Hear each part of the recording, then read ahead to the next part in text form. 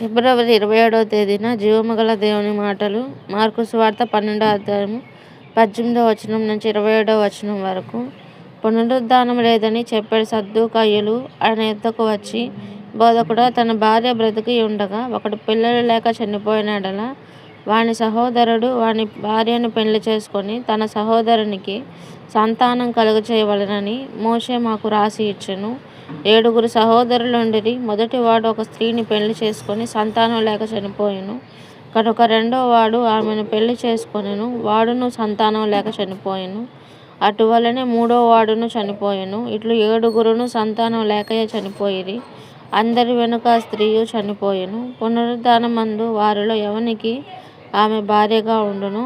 ఆమె 7 భార్య అయెను కదా అని అడిగిరి. అందుకు యేసు, మీరు లేఖనములను గాని దేవుని శక్తిని గాని ఎరుగకపోవుట వలననే పొరబడుచున్నారు.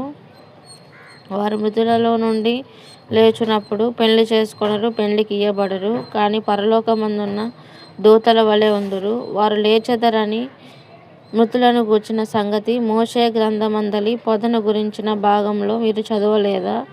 ఆ భాగంలో దేవుడు, నేను అబ్రహాము దేవుడను, ఇస్సాకు దేవుడను, యాకోబు దేవుడను అని అతనితో చెప్పెను. ఆయన సజీవుల దేవుడు గాని మృతుల దేవుడు కాడు. కావున మీరు బహుగా పొరబడుచున్నారని వారితో చెప్పెను.